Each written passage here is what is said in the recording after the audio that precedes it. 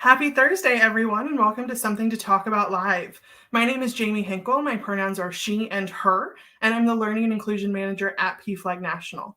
Just like every week, I'm going to be hanging out with you all in the comment section of whatever platform you're joining us on. So if you have any questions that you'd like to pose to our guests, please feel free to share them there. And again, just like every week, I am going to bring in Jean Marie Nevada, who is going to host today's conversation for us.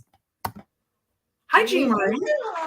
My original partner in crime. That's absolutely right. Absolutely right. How are you?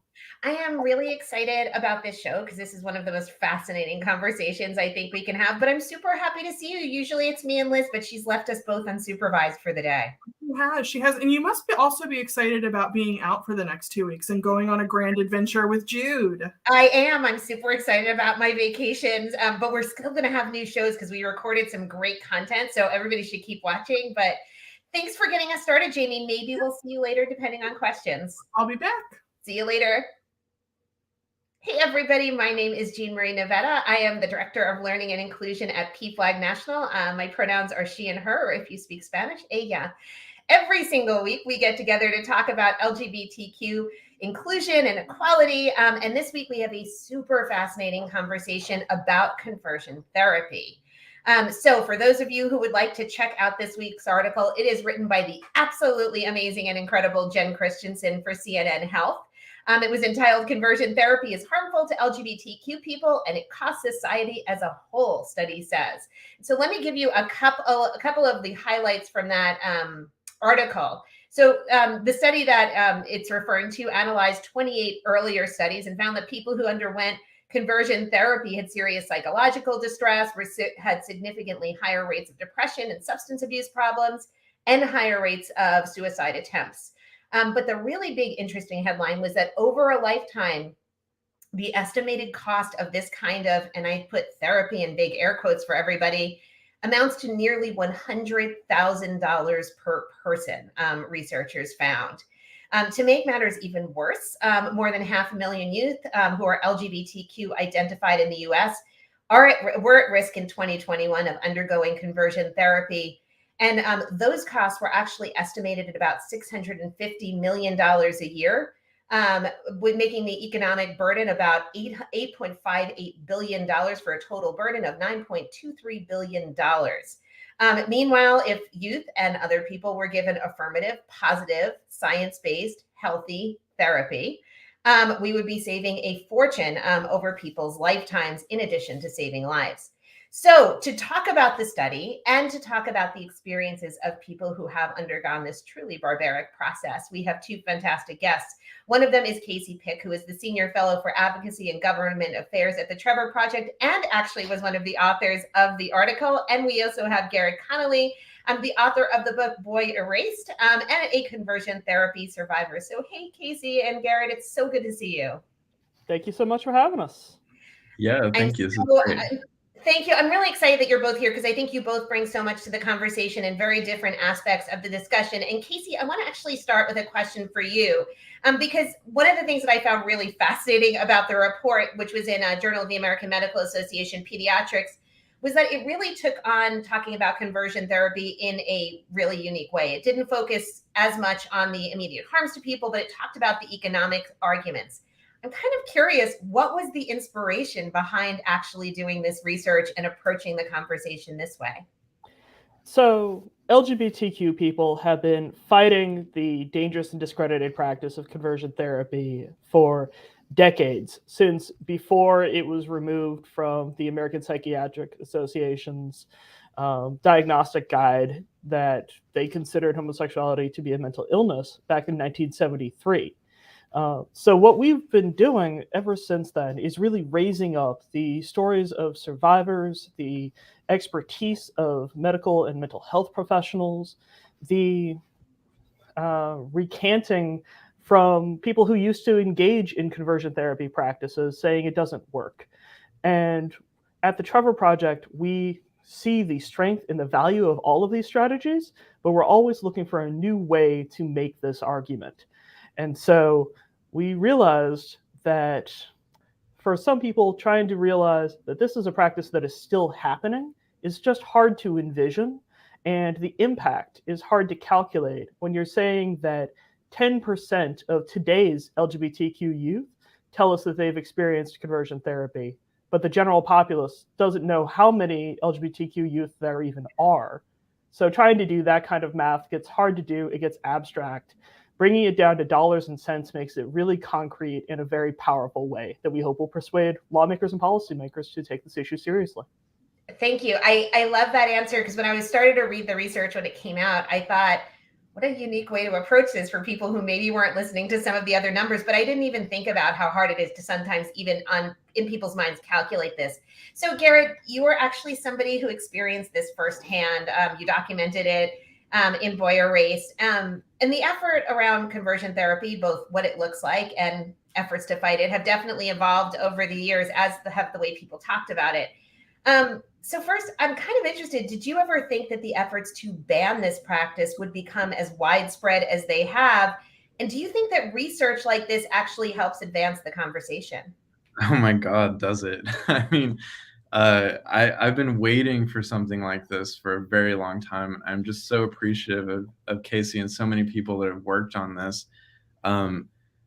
It's really historic for me, to have these numbers and to be able to use them in my arguments. I mean, I've been fighting this fight since, I guess, when my book came out in 2016. And when I first started this, there were only a few states that had protections for minors against conversion therapy.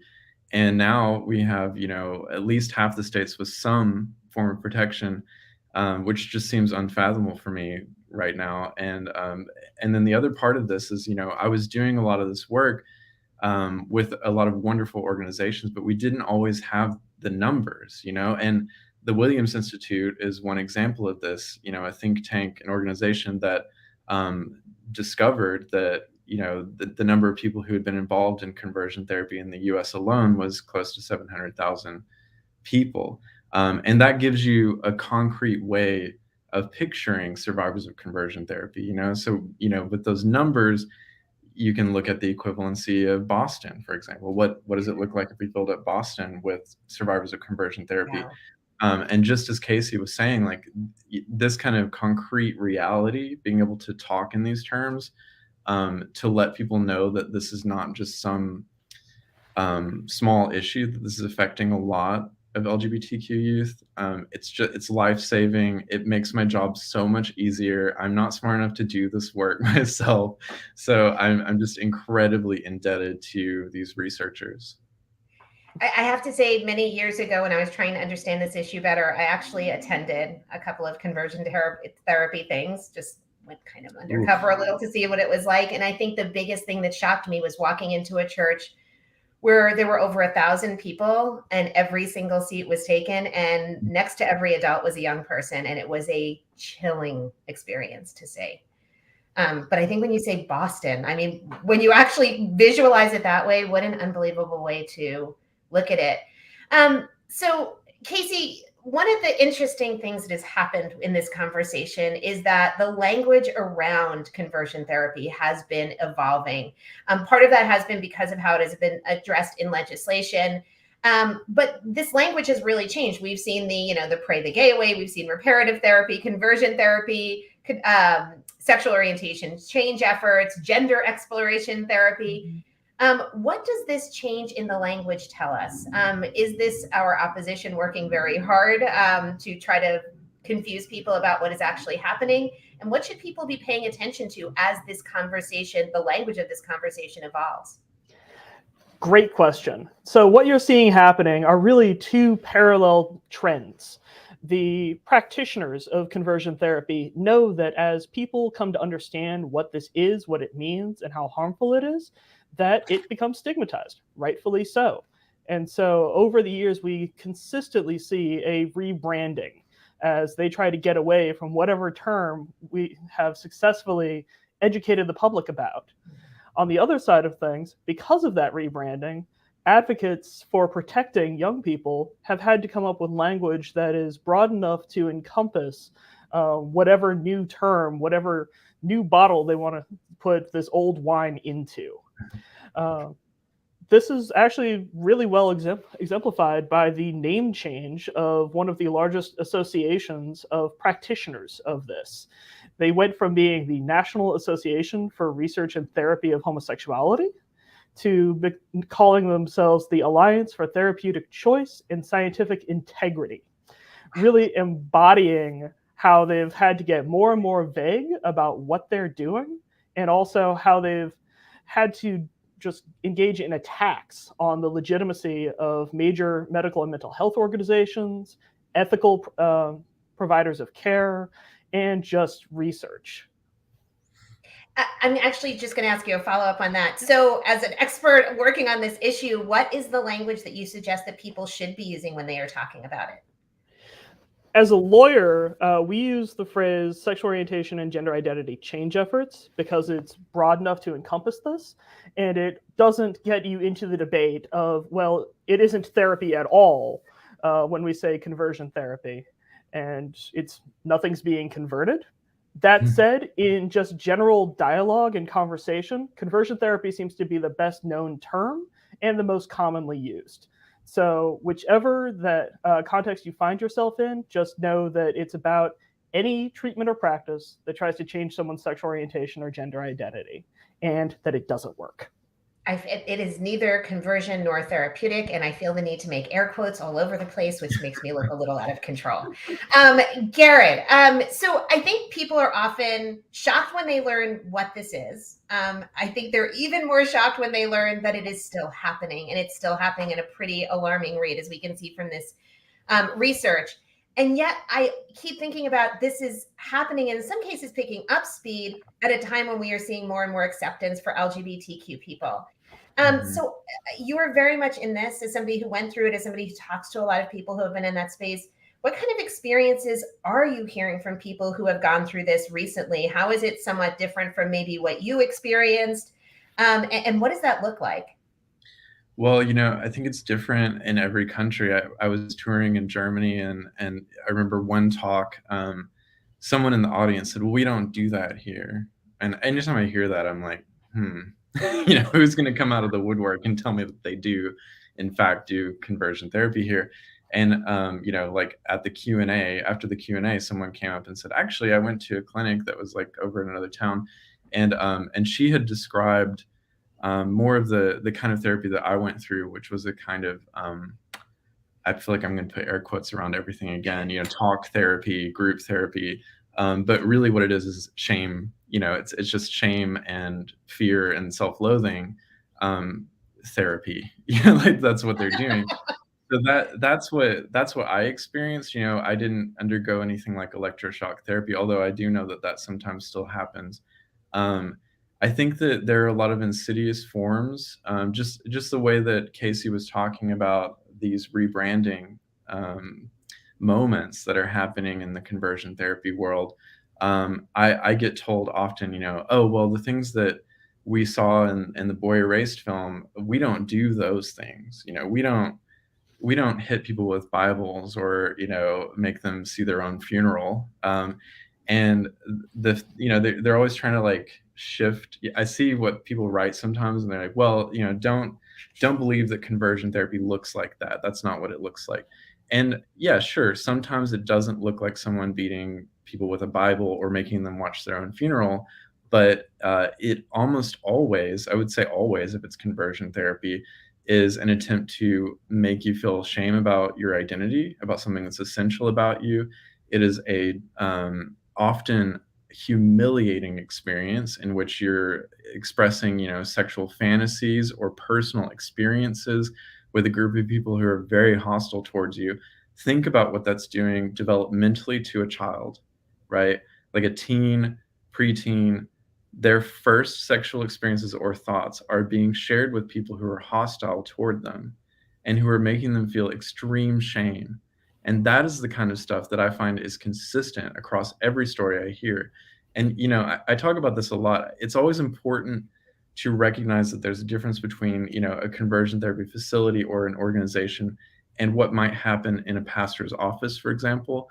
But having said that, the practices are often exactly the same. And I'll hear people come up to me and say, well, I didn't go through conversion therapy, but, and then everything that follows what they just said is exactly like my story, you know? And I find myself affirming their experience often and saying, actually, I wish I didn't have to tell you that that was conversion therapy, but it was. And I think once we can understand that this is sometimes a very nebulous process, but one that has the same underlying desire, which is to change people in a way that is impossible to do. That is, trauma is relative. And anytime you start doing that to a kid, whether or not it's in a group of people or one-on-one, we don't know what those effects are other than the fact that we know it increases the potential for suicidal ideation and depression. We know that. So I always say, even if you think that what you're doing to your kid, for example, at the kitchen table is not what you saw in Boy Erased, well, you better make sure it's not. You better make sure it's not, looking like shaming someone, because it can have the same effect. I remember meeting a woman at this one event that I went to, and I remember, I'll never forget, she said to me, I just want to smack the gay out of my son. And this was said to me while we stood in a church. And there are experiences that you never forget, and that is definitely one of them. And it's one of those ones that I wish I could forget. A question for both of you. Is what you're largely seeing still, is there a big connection to faith communities? Is this primarily driven out of faith communities? Is a lot of the work coming out of faith communities or connected to faith communities? Or is there sort of a separate secular approach to this that you're seeing too? I mean, the answer is both and, honestly. You look at the research that the Trevor Project did asking, has a young person experienced these kinds of change efforts? And in one of our national surveys, we were actually able to break it out and see from who or from where. And so that was the year that we came back with a result of about 10%. We had 7% saying that it's coming from a faith-based ministry, another 6% saying it was from like an actual minister, and then 3% saying they received it from a licensed professional, or so that kind of secular source. And you'll note those three numbers add up to more than 10, because many survivors of conversion therapy are subjected to multiple forms of this practice. And the two really line up and are very much interrelated.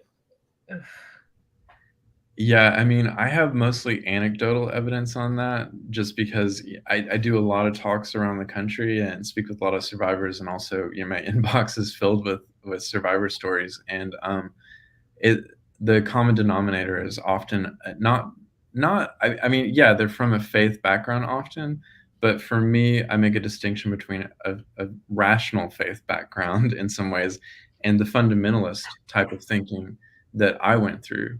There was a pipeline. My dad was a Baptist preacher, missionary Baptist preacher, very fundamentalist, very strictly, okay, here, the truth is the truth. Every word of the Bible is literal. I don't know how that's possible, but sure. And then, whenever he found out I was gay, he called the Bellevue Baptist Church in Memphis, Tennessee, and they sent him the brochures to Love in Action, where I went for conversion therapy.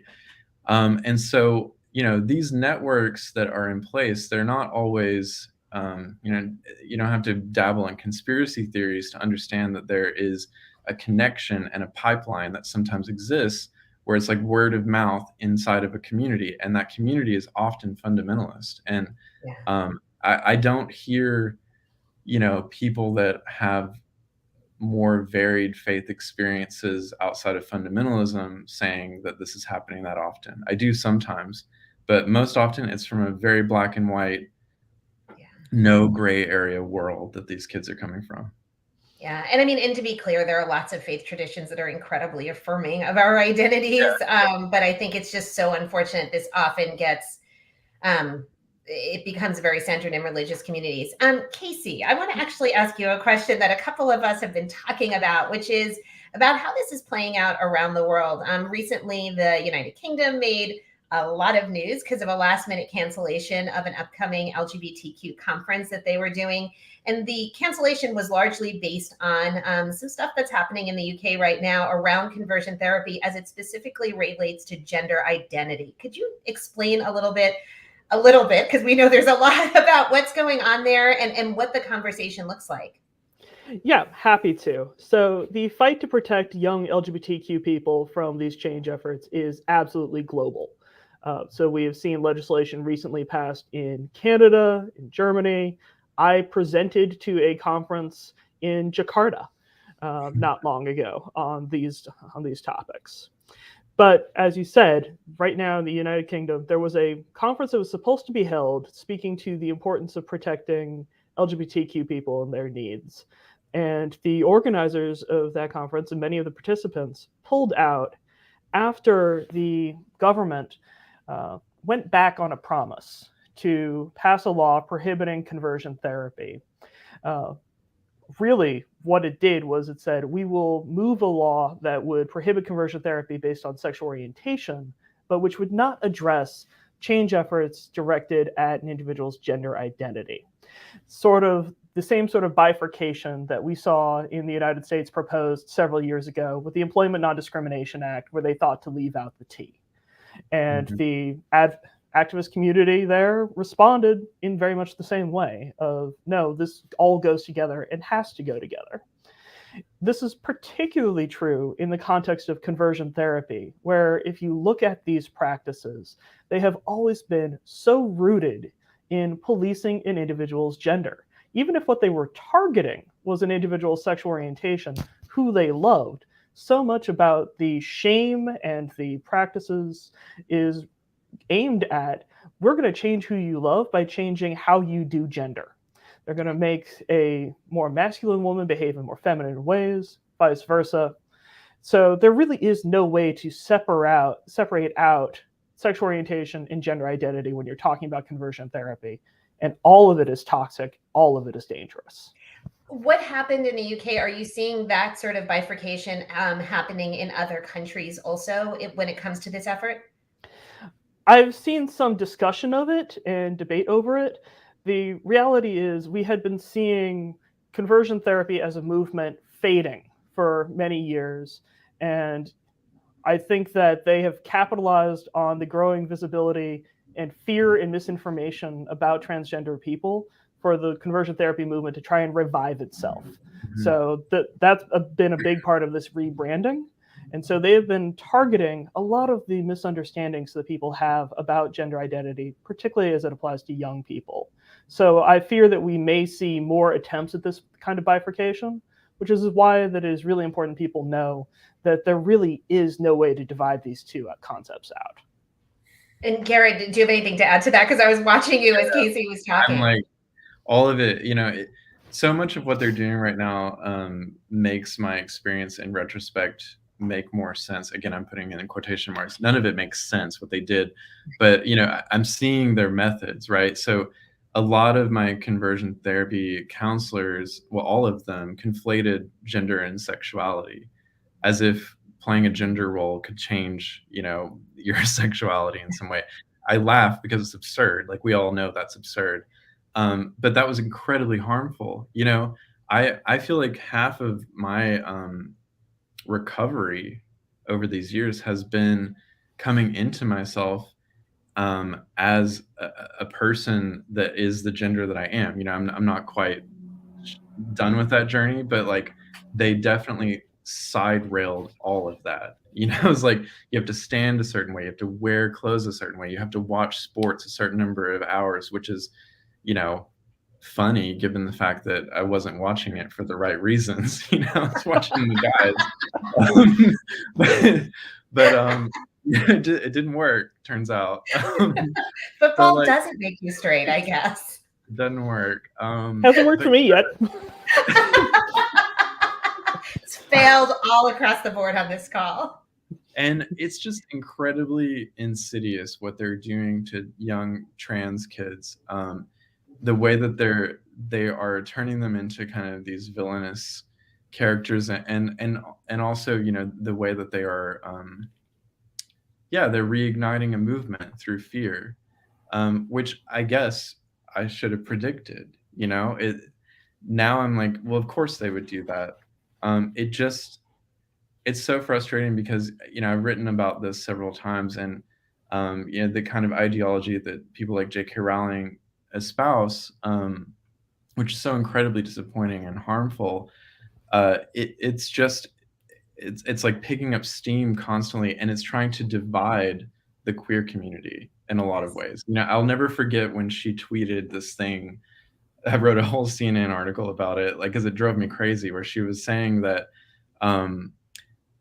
like, okay, well, we're going to turn gay and lesbian kids trans. Like, that was her. And she said that was conversion therapy, which is so ridiculous, because conversion therapy has historically targeted trans kids at a much higher rate than the L and the B and the G, and like, it's just, it's so much misinformation, so uninformed from a lot of people who have access to this information and privilege to look it up. Like, I can't help but look at it as a cynical move. It is. It's a very cynical move to divide the queer community, create a scapegoat, and advance a movement of conversion therapy that is probably very profitable and successful to a lot of politicians and people in power. It's disgusting. It is. And I have to say, over the past couple of days, I've read a number of articles written by people who identify as gay, who are kind of pushing back against trans inclusion and talking about some of these efforts, some of the more inclusive efforts, in the same way that our opposition does. And I find it absolutely chilling that they are quite literally using the language of our opposition, and they are so completely selfish about their view and so short-sighted. It is truly crushing from a population that should know better, which is a conversation I want to have on another day, because that is a frightening one. So it's a whole different show, and it's not going to have air quotes. Probably gonna have to be one of our after hour shows. So we try to end every single show by giving people something to do, something that they should be paying attention to. We have a lot of people who watch both PFlaggers and a lot of our allies and friends out there. So maybe, Casey, we can start with you. Can you identify one or two things that everyday advocates can do that contributes to ending this practice? Absolutely. I think really what it boils down to is needing to change the culture. And that means getting away from being in an environment where there's any sense that somebody should change, let alone, what if we're having a conversation about how much does it cost to try to, or does it work? No, what we really need to do in order to save young lives is to provide safe and affirming spaces, and particularly on the issue for our trans and non-binary youth, I'm going to recommend going to the trevorproject.org and downloading our guide to being an ally to trans and non-binary youth. Pass that around wherever you can. Absolutely. Yeah. Garrard? The Trevor Project is such a great resource for, we have relied on the Trevor Project for so much of the work that we've been doing with Boy Erased. So yes, go there, find their resources. They're amazing. The other thing, and this can feel a little bit nebulous, but I think that I always talk about how conversion therapy seems shocking to people whenever I tell them, okay, I was sitting next to people dealing with pedophilia and bestiality, and we were also grouped together, and everyone gets shocked when they hear that, and that makes sense. That's a very natural reaction. It is shocking. But what I always say is, okay, well, how many steps away from that literal moment where we're all sitting together are we from the moment when someone's sitting at a dinner table and saying, oh, if we have marriage equality, then, what's next? Are we going to marry animals? Or how far are we away from the uncle or whoever who says, if they're teaching my kid, I don't want them around it. I don't want them to molest my kid. So those ideas at a dinner table can get up on two legs and become literal, and they can harm people. And I think that sometimes people don't realize that they have the power in that moment when they hear that to shut it down or to stand up for someone who might be there. You don't know what somebody's going through at that table. If you're at Thanksgiving, Christmas, whatever, you don't know what nephew or niece is going through something. And so you just have to say it. You just have to say something that's really going to be incredibly awkward and uncomfortable, because you might actually save someone's life by doing that. I so appreciate that. We always talk about sometimes being kind isn't easy, and that is that moment. Garrard, Casey, thank you so much for joining us today, and thank you for everything that you are doing. I really appreciate both of you. Thank you. It was an honor. Thank you. Thanks. Well, everybody, that wraps up another show. We have 2 great shows coming up for you for the next couple of weeks, even though I won't be here. So as we close every day, every show, we remind you to visit us at pflag.org/readwithlove, so that way you can learn more about our Read with Love program. I would strongly recommend that today, if you're going to read with love, you actually pick up Boy Erased. It's a great story. It's really fascinating. Garrett did an amazing job telling his story. We close the exact same way every single week, reminding you to run fast, laugh hard, and most of all, be kind. Please join us next week. But if you need help before then, visit us at pflag.org to get some help or find your local chapter. See you soon, everybody.